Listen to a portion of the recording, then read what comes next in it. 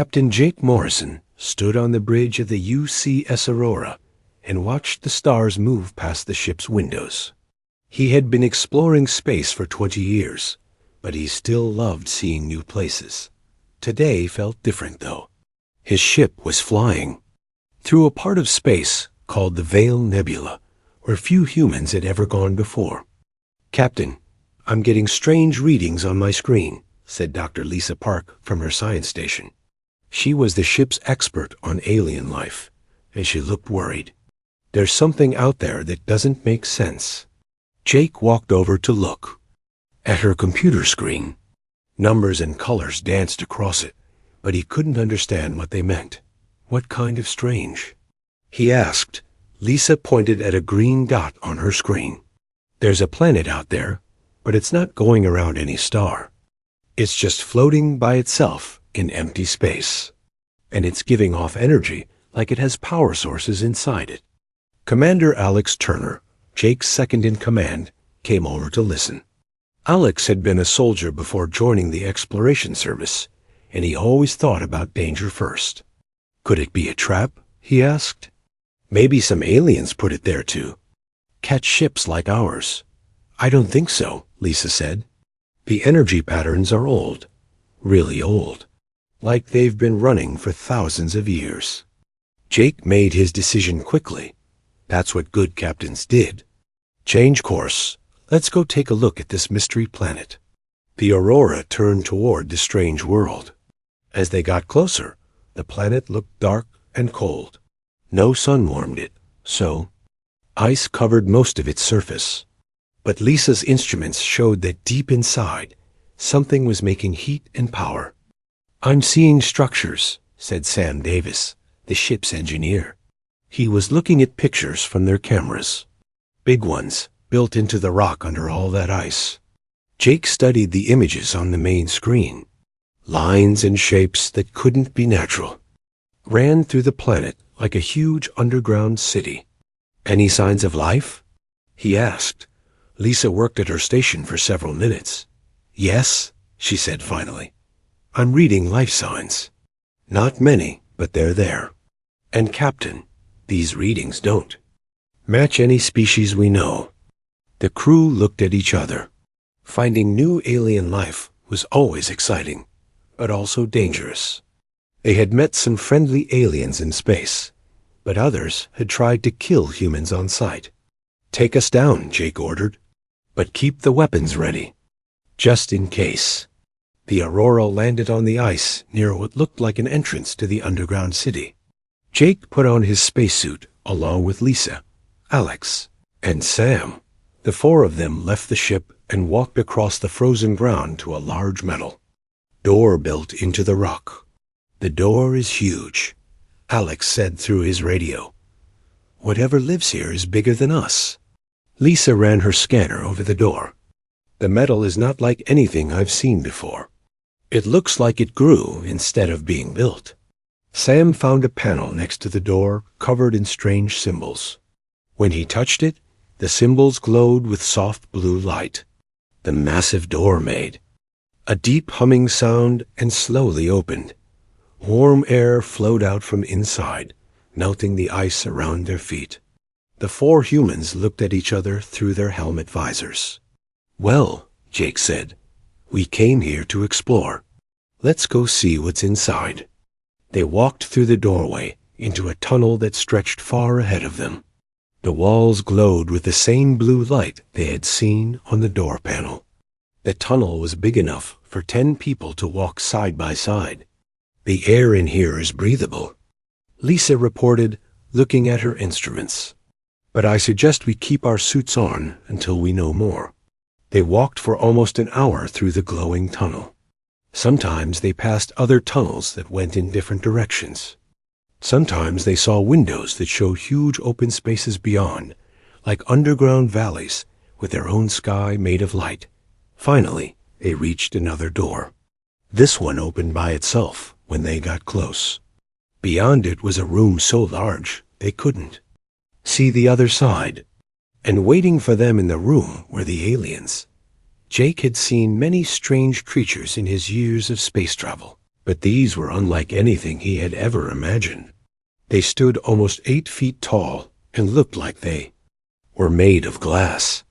Their skin was clear, and he could see light moving through their bodies like slow lightning.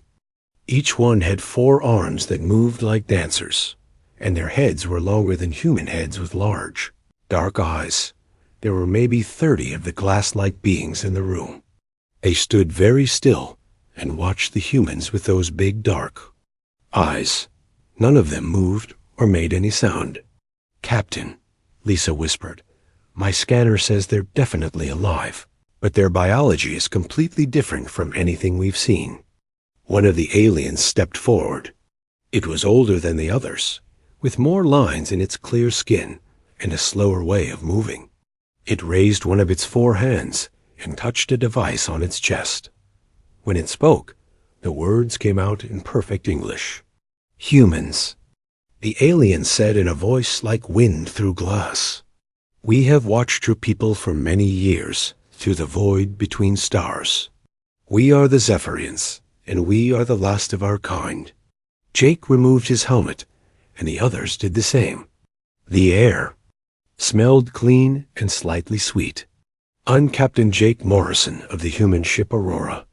We're explorers from Earth," the old alien nodded slowly. "I am Vex High, eldest of those who remain. There are 847 of us left from a race that once numbered in the billions. We have been waiting here in the dark for 12,000 of your years, and now we are dying." "Waiting for what?" Jake asked. Vex High's large eyes seemed to look right through him. "For someone brave enough to find us. For someone kind enough to listen to our story. For someone strong enough to help us return to the galaxy that has forgotten we ever existed." The other Zephyrians moved closer, forming a circle around the Fae. 4 humans, but Jake didn't feel threatened. These beings seemed sad more than dangerous. "What happened to your people?" Lisa asked softly. "That," Vexai said, "is a long story. And if you are willing to hear it, perhaps together we can write a new ending." 3 days later, more humans arrived on the frozen planet.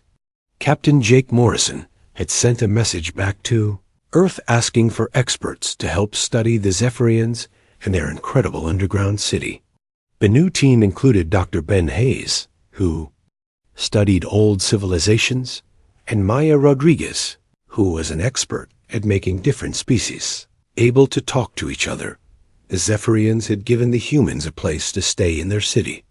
The rooms were beautiful, with walls that glowed softly and furniture that seemed to grow from the floor itself. Everything was made from the same strange material that looked like living glass. Dr. Ben Hayes sat in what the Zephyrians called their memory chamber, surrounded by tall crystal structures that held the history of their people. Elder Vex High stood beside him, along with a young Zephyrian named Kethmer, who was eager to learn about the galaxy outside their hidden world. "These crystals store information like our computers do," Ben said to Maya, who was working on improving the translation devices. "But they use biological processes instead of electronics. It's amazing technology." Maya touched one of the crystals, and it pulsed with warm light. "The language patterns are incredibly complex. The Zephyrians don't just use words to communicate. They share emotions and memories directly." Kethmer's 4 arms moved in patterns that the humans were learning meant excitement. "Your species is remarkable," the young alien said through the translator. "In all our years of watching the galaxy, we have never seen people work so hard to understand others." Ben activated one of the larger crystals, and suddenly the room filled with images. They were like movies made of light, showing the Zephyrians as they had been long ago. The humans gasped at what they saw. Millions of Zephyrians moved through cities that floated among the stars. Their ships were not made of metal like human ships, but grown like plants. They were beautiful and alive, changing shape as they moved through space. The Zephyrians traveled from world to world, helping other species solve problems and end wars. We were the peacekeepers of the galaxy. Vexhai explained as the images changed to show Zephyrians standing between two armies, their hands glowing with soft light. Our gift was to help others understand each other. We could feel the emotions of other beings and help them find common ground. The images showed many different alien species that the humans had never seen before. Some looked like giant insects, others like walking rocks, and some were so strange that Ben couldn't even guess what they might be. But in every image, the Zephyrians were there, helping them talk instead of fight. Your people were diplomats, Maya said with wonder in her voice. You kept peace across the entire galaxy. More than that, Kethmer said. His young voice carried sadness that was old beyond his years. We helped species learn to live together. We taught them to share resources, instead of fighting over them. We showed them how to heal their worlds instead of destroying them. Ben studied the images more carefully. This must have taken thousands of years to build. Your civilization was incredibly advanced. The images changed again, showing Zephyrian scientists working with other species to create new technologies. They built machines that could clean polluted air, devices that could grow food in space, and ways to travel between stars without harming the planets they visited. But if your people were so helpful, Maya asked, what happened? Why did it all end? Visa's clear skin darkened, like clouds passing over the sun. Fear, he said simply. Some species began to fear our power. They worried that we were controlling them instead of helping them. The crystal images now showed meetings where aliens argued with each other. The humans could see anger and fear on faces that were strange, but still recognizable in their emotions. A group of species formed what they called the Liberation Coalition. Vexhai continued. They claimed we were making the galaxy weak by preventing natural conflict. They said that war and struggle made species stronger. Ben felt sick as he watched the images change to show secret meetings and hidden weapon factories. They were planning to attack you. For 50 years they prepared, Kethmer said. We knew something was wrong, but we believed we could talk to them. We believed we could make them understand. We were wrong. The crystal showed the final battle, and it was horrible. Ships filled the space around Zephyrian worlds, firing weapons that the humans had never seen before. But these weren't normal weapons meant to destroy cities or kill people. They created a biological weapon specifically designed to attack us. Vexhai explained as the images showed Zephyrians collapsing across their worlds. It didn't kill us directly. Instead, it cut our connection to each other and to our technology. Maya stared at the images in horror. They severed your telepathic abilities. Imagine if someone cut the nerves that let you move your arms and legs, Kethmer said. That's what it was like for us. Suddenly, we couldn't feel each other's thoughts. We couldn't control our living technology. We couldn't even communicate properly. The images showed the collapse of Zephyrian civilization in fast motion. Their beautiful living cities died and fell from the sky. Their ships stopped working and drifted in space. Millions of Zephyrians died, not from weapons, but from the shock of being cut off from everything that made them who they were. The few, thousand who survived did so by running, Vexhai said. My ancestors found this dead world and dug deep into its core, where the heat could keep us alive. They built what you see around us, using the last of our old technology. Ben looked around. A glowing chamber with new understanding. This entire city was built by refugees. Yes, Vexhai said. And over the thousands of years since then, we have watched the galaxy through our sensors. We have seen species rise and fall. We have watched wars destroy entire star systems. We have seen problems that we could have helped solve, but we were too afraid to reveal ourselves. Maya touched another crystal, and new images appeared. These showed recent events that the humans recognized. Wars between alien species that were still happening. Planets dying from pollution that could be healed.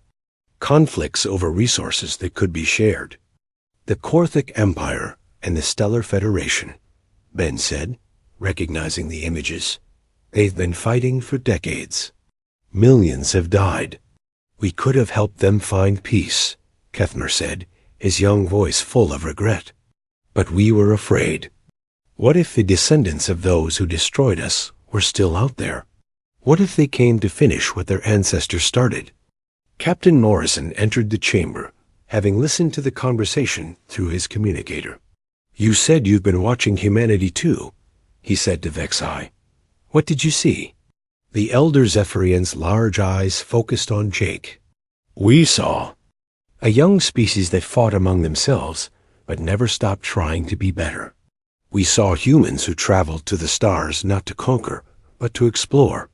We saw your people make mistakes, but also learn from them. New images appeared in the crystal, showing human history from space. The humans saw their own wars and problems, but also moments of cooperation and discovery. They saw humans helping other species they had met in space, even when it was dangerous or costly. Most impressive to us, Vexai continued, was how your people reacted when you found us. You could have taken our technology by force. You could have tried to use us for your own benefit. Instead, you chose to listen to our story and offer friendship. Maya looked at the images of human and alien cooperation. That's why you decided to trust us. Yes, Kethmer said, his forearms moving in patterns that meant hope. We believe your species might be what the galaxy needs, not to replace what we once were, but to help us become it again. Ben stood up and walked to the center of the chamber, surrounded by the glowing crystals full of ancient history and new possibilities. The question is, what do we do now? The galaxy still needs peacekeepers. There are still wars that could be prevented and problems that could be solved. Captain Morrison nodded. But first, we need to decide if the galaxy is ready to learn that. The Zephyrians are still alive. And we need to figure out if those who destroyed your civilization are still out there. Vexai and Kethmer looked at each other, communicating in ways the humans couldn't fully understand. Finally, the elder spoke. We have hidden for 12,000 years, he said. Perhaps it is time to step back into the light. But if we do this, we cannot do it alone. We will need protectors while we rebuild our strength. Jake Morrison smiled. I think I can speak for humanity when I say we'd be honored to stand with you. The crystals around them pulsed brighter, as if responding to the hope that was growing in the chamber. For the first time in thousands of years, the Zephyrians were no longer alone. News traveled fast through human space. Within 2 weeks, every major human colony knew about the discovery of the Zephyrians. The reaction was immediate and intense. Some humans were excited about meeting a species with such advanced technology. Others were worried about getting involved in ancient galactic conflicts. Admiral Kate Wilson sat in her office on Earth, reading reports from the Aurora and watching video messages from colony governors across human space. She was responsible for protecting all human settlements, and this discovery worried her greatly. The risk is enormous, she said to Ambassador Roy Chun, who had just arrived from the diplomatic headquarters. If we reveal the Zephyrians to the galaxy, we could be putting both our species in danger. Roy Chun was a man who believed in doing the right thing, even when it was difficult. But Admiral, think about what we could accomplish together. The Zephyrians could help us prevent wars, heal damaged worlds, and bring peace to species that have been fighting for centuries. Admiral Wilson pulled up a star map on her wall screen. Red dots showed all the current conflicts happening across the galaxy. There were dozens of them. Or we could make ourselves targets for every species that profits from those conflicts. Arms dealers, military contractors, empires built on conquest. They all have reasons to want the Zephyrians to stay dead. Meanwhile, on the frozen planet, Dr. Nina Foster worked alongside a Zephyrian named Silandra in a laboratory that looked like it had grown from crystal and starlight. Nina was humanity's best expert on biological technology, and she was amazed by what she was learning. "Your people didn't build machines," Nina said as she watched Silandra work with devices that seemed alive. "You grew them." Silandra's 4 arms moved in delicate patterns, guiding a device that was healing a section of damaged wall. "All technology should work with life, not against it," she explained through the improved translators. "Your species builds with dead materials. We have always preferred to work with living ones." Nina took notes frantically as Silandra demonstrated how Zephyrian biotechnology worked. "This could revolutionize medicine. We could cure diseases that have killed millions of people across dozens of species. More than that," Silandra said, "we could clean polluted worlds, grow food in space, even help species adapt to live on different types of planets without changing the planets themselves." But their work was interrupted when Captain Morrison's voice came over the communication system. "All human personnel, please report to the main meeting chamber immediately. We have visitors." Nina and Silandra hurried through the glowing tunnels of the underground city. When they reached the main chamber, they found it filled with both humans and Zephyrians.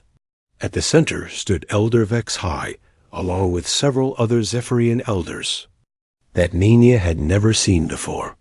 "These are the keepers of memory," Vex-High explained as the humans gathered. "They have been in deep meditation since our arrival on this world, protecting our most important knowledge. But now they have awakened with disturbing news." One of the new elders, an ancient Zephyrian whose clear skin was marked with lines like cracks in old glass, stepped forward. "I am Morvain, oldest of the living. I remember the time before the silence, and I remember our enemies." The chamber fell quiet. Even the soft humming of the city's power systems seemed to fade. "The ones who destroyed our civilization called themselves the Liberation Coalition," Morvain continued. "But they did not disappear after their victory. They became something worse, the Void Covenant. For 12,000 years, they have worked to ensure that no trace of Zephyrian civilization would ever return." Captain Morrison felt a chill run down his spine. "Are you saying they're still out there?" "Their descendants are," Morvain replied. "They have grown into a powerful alliance that spans many star systems. They believe that conflict and competition make species stronger, and they actively work to prevent peace. They are the ones behind many of the wars you see in the galaxy today." Dr. Foster looked at Silandra with growing alarm. "They've been manipulating galactic politics for thousands of years, starting wars, selling weapons, preventing diplomatic solutions," another elder confirmed. "They have become very skilled at staying in the shadows while profiting from chaos." Young Kethmer spoke up from the group of younger Zephyrians. "But that's not the worst part. Our deep sensors have detected unusual activity in several star systems. Ships moving in patterns that suggest military preparation." Admiral Wilson's voice came through the communication system from Earth. "Captain Morrison, we've been monitoring your transmissions. Our intelligence networks are reporting the same thing. Large fleets gathering in sectors we previously thought were empty." Elder Vex-High's large eyes seemed to look through the walls of the chamber, as if he could see across space itself. "They know we have been found. Somehow, they know we are still alive." The humans and Zephyrians looked at each other with growing fear. The secret was out, but not in the way they had hoped. "How many ships?" asked Commander Turner, thinking like the soldier he had been. "Our estimates suggest over 2,000 vessels," Morvain replied. "They come from dozens of different species, all united by their belief that our existence threatens their way of life." Ambassador Chun's voice joined the conversation from Earth. "We need to make a decision quickly. Do we try to hide the Zephyrians?" and hope the Void Covenant doesn't find them? Or do we reveal everything to the galaxy and hope other species will help us? Captain Morrison looked around the chamber at the faces of his crew, the human scientists, and the Zephyrians who had become their friends. What do the Zephyrians want to do? The alien elders spoke among themselves in their complex language of words, emotions, and shared memories. Finally, Vexhai turned back to the humans. "We are divided," he admitted. "Some of us believe we should hide again, as we have for so long. The fear of discovery has kept us alive for 12,000 years. But others believe it is time to stop running," Kethmer added. "We have spent so long in hiding that we almost forgot who we were meant to be. Maybe it's time to remember." Salandra stepped forward, her forearms moving in patterns that meant determination. "I have worked with Dr. Foster these past weeks. I have seen what humans can accomplish when they set their minds to it. Your species doesn't give up, even when the odds are against you. The question is," Elder Morvain said, "are you willing to stand with us? If we reveal ourselves to the galaxy, the Void Covenant will come for both our species. They will not allow either of us to survive." Admiral Wilson's image appeared on one of the chamber's screens. Her face was serious but determined. "The Terran Colonial Alliance has made its decision. We've seen what the Zephyrians were and what they could be again. The galaxy needs peacekeepers, even if it doesn't know it yet.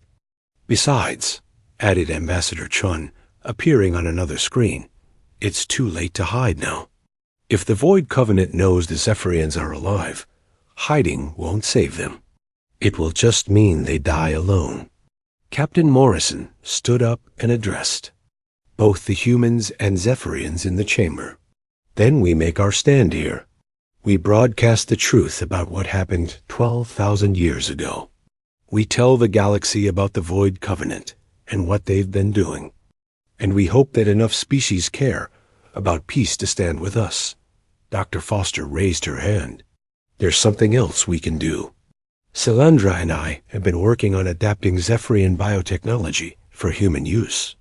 If we're going to fight, we should fight with every advantage we can get.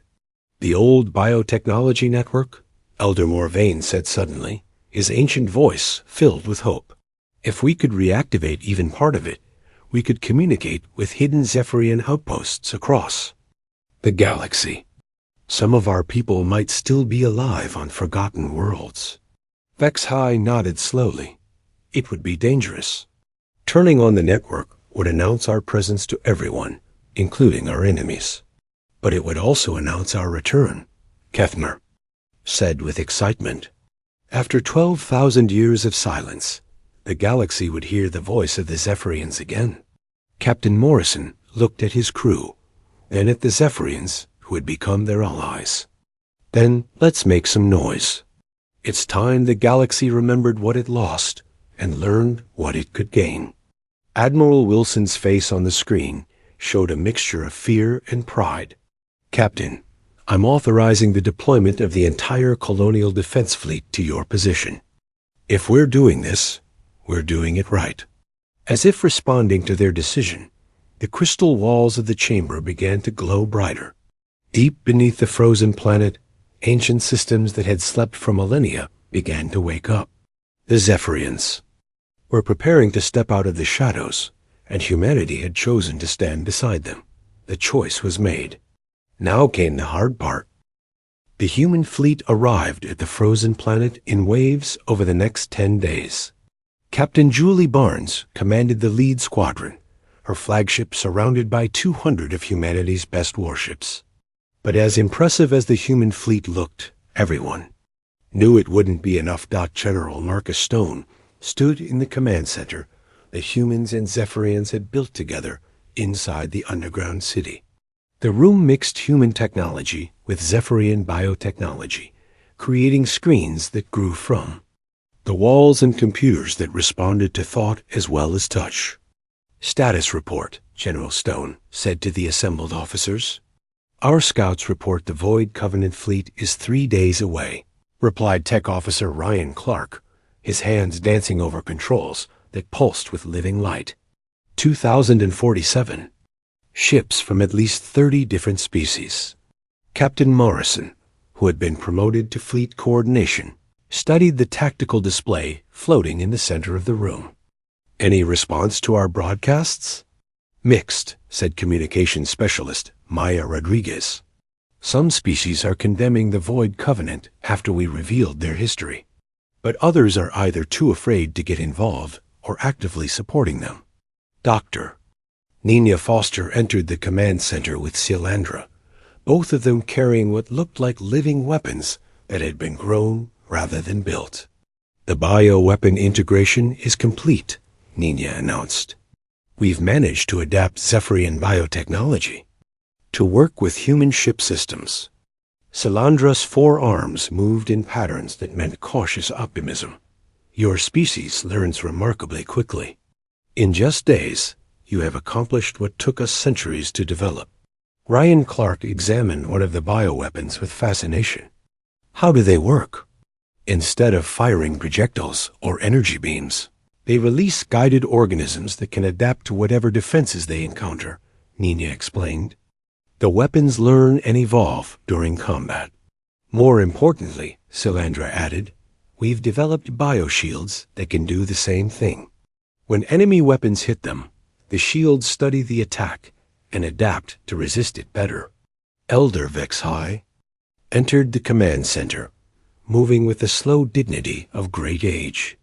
A network is almost ready, he announced.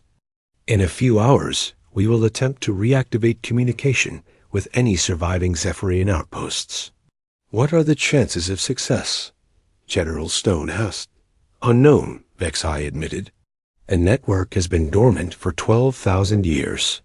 Even if it works, we don't know if anyone will answer. Captain Barnes' voice crackled over the communication system from her flagship. General Stone, we have a problem. Long-range sensors are detecting the Void Covenant fleet, and they're bigger than we thought. The tactical display updated, showing a massive swarm of enemy ships approaching their position. The red dots seemed to fill the entire screen. How many? Morrison asked. Over 3,000 now, Barnes replied. They've been gathering reinforcements along the way. The humans and Zephyrians in the command center looked at each other grimly. The odds had gone from bad to impossible. Maybe we should evacuate, suggested one of the younger human officers. Get the Zephyrians to safety and try to hide them somewhere else. No, said Kethmer, the young Zephyrian who had become friends with many of the humans. We have hidden for 12,000 years. We will not run again. Elder Morvain, the ancient Zephyrian who remembered the time before the silence, spoke from where he sat connected to a complex array of biological computers. Besides, there is nowhere to run. The Void Covenant has had millennia to spread across the galaxy. If they want to find us, they will. Then we make our stand here, General Stone decided. Ryan, begin deploying the bio-enhanced mines around the planet. Julie, position your ships in defensive formation.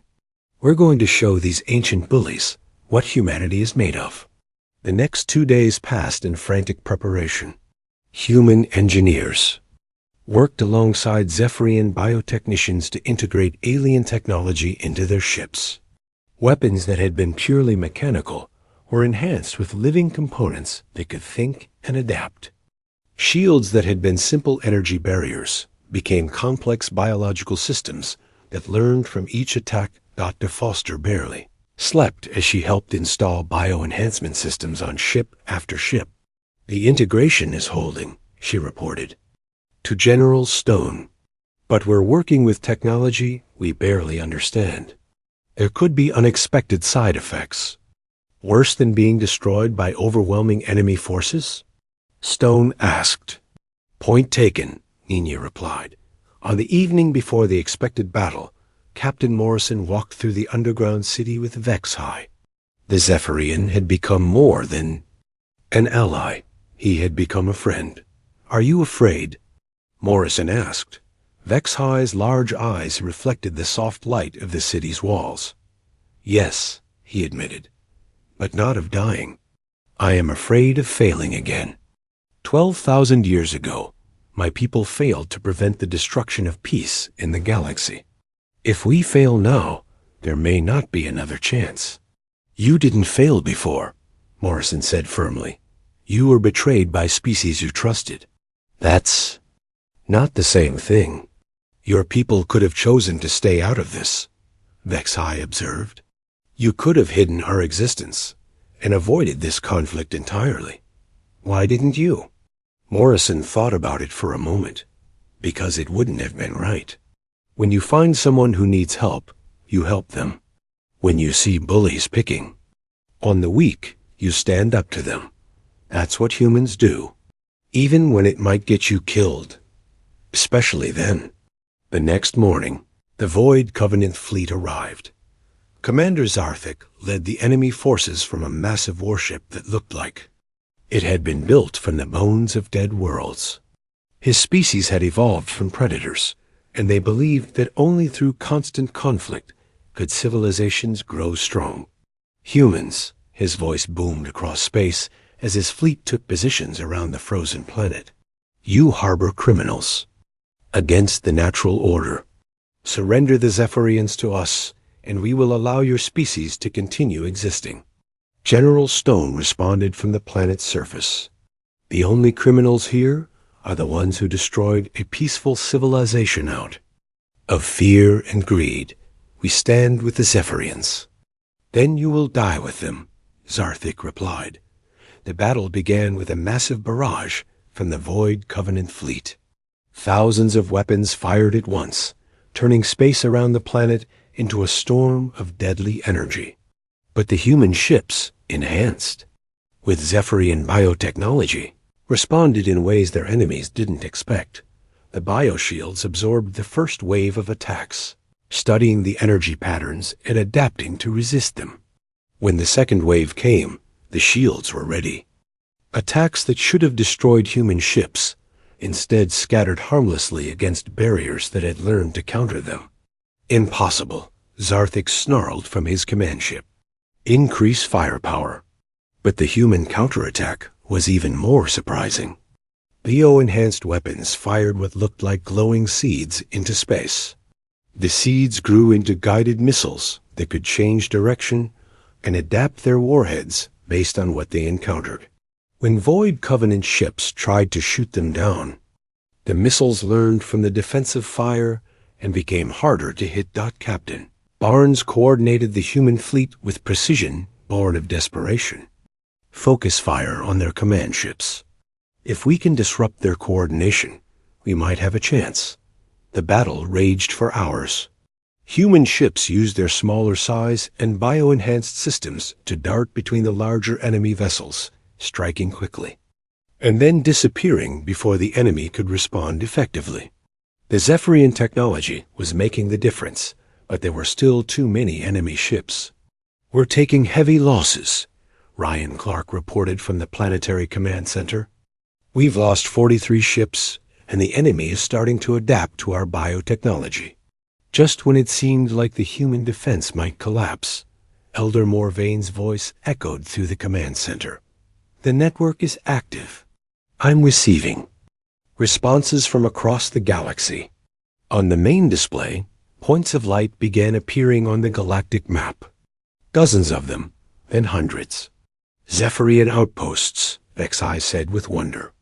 After 12,000 years, our people are answering the call. But more importantly, the network was broadcasting the true history of the Zephyrians and the Void Covenant to every inhabited world in the galaxy. Species that had never heard of either civilization suddenly learned about the ancient genocide and the manipulation that had been shaping galactic politics for millennia. The effect was immediate. Ships began leaving the Void Covenant fleet as species learned the truth about what they had been supporting. Others changed sides entirely, turning their weapons on their former allies. This is impossible. Zarthik raged as his fleet began to fall apart around him. You cannot turn the galaxy against the natural order. We're not turning them against anything, Morrison replied over the communication channel. We're just showing them the truth. The tide of battle had turned, but Zarthik wasn't finished. His core fleet of the most loyal Void Covenant ships pressed their attack with desperate fury. They had spent thousands of years building their power on the foundation of galactic conflict, and they would not give up easily. All remaining ships, target the planet directly, Zarthik ordered. If we cannot have the galaxy, then no one can. Have peace. The remaining enemy vessels, about 500 of the most fanatical ships, broke off from the space battle and dove toward the frozen world where the Zephyrians lived, their weapons charged with. 6 months after the Great Battle, President Helen Martinez stood before the largest gathering of alien species in galactic history. The newly built cooperation station floated in neutral space, its halls filled with representatives from over 200 different worlds. The station itself was a marvel of combined human and Zephyrian technology. Human engineering had provided the structure, while Zephyrian biotechnology had made it alive. The walls could heal themselves if damaged, the air cleaned itself naturally, and the entire station could adapt to provide the right environment for any species that visited.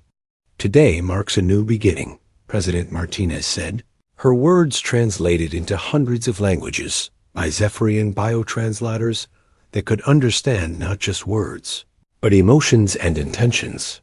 For too long, our galaxy has been shaped by those who profit from conflict. Today, we choose cooperation. In the audience, Captain Morrison sat with Elder Vex High and the other human officers who had become heroes of the battle. Fleet Admiral Tom Jackson, who had taken command of the combined human Zephyrian Defense Force, nodded approvingly as the President spoke. Dr. Rachel Green, who now led the joint research stations where humans and Zephyrians worked together, watched from the science section. Beside her sat Silandra and other Zephyrian researchers who were amazed at how quickly the two species had learned to work together. The Zephyrians have agreed to share their knowledge freely, President Martinez continued. In return, humanity pledges to stand with them as protectors of peace. Together, we will face any who would bring back the old ways of endless conflict. The response from the assembled species was overwhelmingly positive. Many had lost people to wars that could have been prevented if the Zephyrians had still been active peacekeepers. Others had seen their worlds damaged by conflicts that served no purpose except to make others wealthy. But not everyone was happy with the new arrangement. Representative Korth of the Militant Systems Alliance stood up, his insect-like features twisted with anger. You ask us to give up our strength. War makes species strong. Conflict drives evolution and progress. Elder Vex High rose slowly from his seat, his ancient presence commanding attention from everyone in the great hall. When he spoke, his words carried the weight of 12,000 years of watching the galaxy tear itself apart. I have seen where that path leads, Vex High said, his voice somehow reaching every corner of the station. I have watched civilizations destroy themselves in the name of becoming stronger. I have seen children starve while their parents build weapons. Tell me, Representative Korth, what has your strength brought you? What have your wars accomplished except to fill graveyards? Korth had no answer. Several other species that had supported the militant philosophy found themselves questioning beliefs they had held for generations. President Martinez stepped forward again. No one is asking you to give up your strength. We're asking you to use it to protect instead of destroy, to build instead of tear down, to help instead of conquer. Young Kethmer, now serving as a Zephyrian ambassador, added his voice to the discussion. The old Void Covenant told you that conflict was natural and necessary, but they were wrong. What is natural is for different species to work together, like organs in a body or instruments in a symphony. Over the following weeks, More and more species joined what became known as the Galactic Cooperation Council. The humans and Zephyrians worked together to establish new rules for interstellar relations. Disputes would be settled through mediation, instead of war. Resources would be shared based on need rather than military power. Technology would be developed for the benefit of all rather than the advantage of a few. It wasn't easy. There were setbacks and arguments. Some species tried to cheat the new system, while others struggled to give up old habits of suspicion and aggression. But gradually, the galaxy began to change. Dr. Green's research stations became models for cooperation, where species that had been enemies for centuries worked side by side to solve common problems. They developed new medicines that could cure diseases affecting multiple species. They created terraforming techniques that could restore damaged worlds without harming their natural life. They built communication networks that allowed instant translation between any languages. Captain Morrison, now Admiral Morrison, commanded the first joint peacekeeping fleet. His ships patrolled the space lanes, not as conquerors, but as helpers. When conflicts arose, they arrived not with weapons, but with mediators. When disasters struck, they brought aid instead of exploitation. The former Void Covenant territories were slowly integrated into the new system. Some of their leaders faced justice for their crimes, while others were given chances to make amends. Many of their worlds, long impoverished by constant warfare, began to prosper as they learned to trade instead of raid. But perhaps the most important change was happening on the hidden worlds where scattered groups of Zephyrians had survived. In isolation, the reactivated network had found them all, small communities that had endured in secret for 12,000 years, never knowing if any others had survived. Elder Morvain led the effort to reconnect these lost communities. His ancient memories helped them remember who they had been and what they could become again. Young Zephyrians who had never seen the stars learned to use their gifts to help heal the galaxy's wounds. One day, Admiral Morrison stood on the observation deck of his flagship, watching as a convoy of ships carried Zephyrian refugees from a quad hidden world back to the growing network of peaceful planets. Vexhai joined him at the window, the old alien moving more slowly, but with less sadness than before. "Do you think it will last?" Morrison asked. "This peace we're building?" Vexhai was quiet for a long moment, his large eyes reflecting the stars outside. "Nothing lasts forever," he said finally, "but that's why we need protectors. Every generation must choose between cooperation and conflict. Our job is to make sure they understand the choice they're making. And if someone chooses conflict anyway, then we stop them," Vexhai said simply. "That's what protectors do." Behind them, the ships. Communication system activated. "Admiral Morrison, this is Captain Davis on the UCS Harmony. We're receiving a distress call from the Centauri system. 3 species are fighting over mining rights, and civilian populations are caught in the middle." Morrison smiled. 6 months ago, that message would have meant preparing for a military intervention that might have made things worse. Now it meant something different. "Tell Captain Davis we're on our way," Morrison said, "and ask Dr. Green to prepare a mediation team. Sounds like we have some people to help." As his ship changed course toward the troubled system, Morrison thought about how much had changed. Humanity had gone into space looking for new worlds to colonize and new resources to claim. Instead, they had found something more valuable, a purpose that was bigger than themselves. The Zephyrians had spent 12,000 years hiding from a galaxy that had forgotten them. Now they were teaching that galaxy how to remember what peace looked like. And humanity, the young species that everyone had underestimated, had become something no one expected, the bridge between what the galaxy had been and what it could become. The stars ahead held new challenges, new conflicts to resolve, and new species to help. But for the first time in millennia, the galaxy faced those challenges with hope instead of fear. The protectors were back, and they were stronger than ever because they were no longer alone.